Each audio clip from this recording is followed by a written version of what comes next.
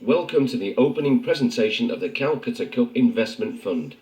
This is strictly confidential and information should not be shared with outside members, and certainly not with any party that did not make an investment into the fund.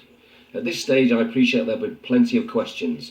One thing that was on everybody's lips though, and I can confirm that much as Aidan was whinging that he wanted £40 back from the whip last week, this never actually happened. So, what are our objectives? Well, let's see where we are today.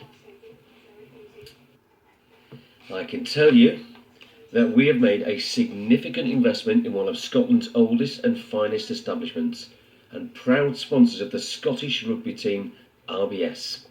Initially there was £90 in the fund as I stated, but as voted by the senior board members, namely myself, Graham and Bob, we had an EGM in the Cooper's Public House on returning to Epsom to discuss the merits of the fund.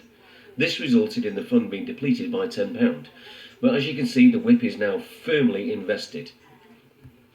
That's where we are today.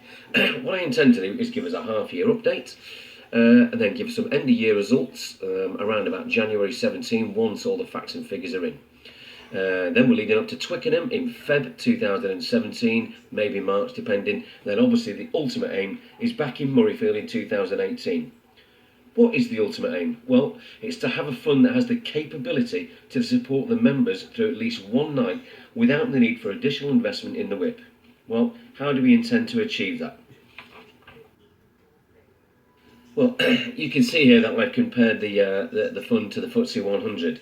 We need to see strong growth to enable our investors to benefit from strong market conditions, and also be aware that when the market drops, we take advantage by selling at the peak, and conversely we can invest further should we see a dip in the prices that make it ripe to strike at the heart of the economy. Ultimately, we're hoping that if RBS is successful, then they may invest further in the Scottish rugby team, which can only help the return fixture not only in 2017 but in 2018, when Murrayfield once again becomes the focus of events. Well, what are we looking for? Well, the financial side is important, and as you can see in the slide, I've kept detailed logs today of where we are. But to achieve the results we all desire, what we actually need is freedom to express our individuality. I spoke to a senior board member at RBS, a Mr. W. Wallace, and he sent me this to help our cause. That they may take our lives, but they'll never take our freedom!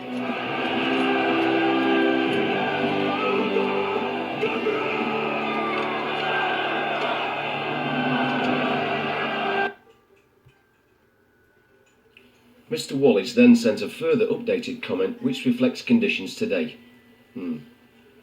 Now, obviously, passion and freedom is normally not enough to achieve a winning fund.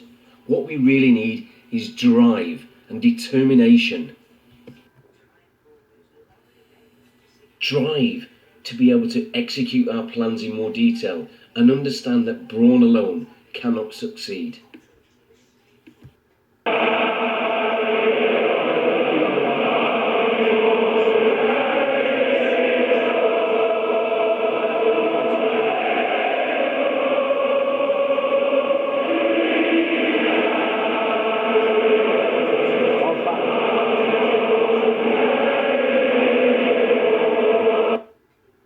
We cannot look at past results to make assumptions that the market will follow the same trend. So we have to look to the future, but never forget, history is very, very important. So, to recap, we've invested the money. Expect a half-year update sometime in August of this year. Looking at January 2017 for our end-of-year results.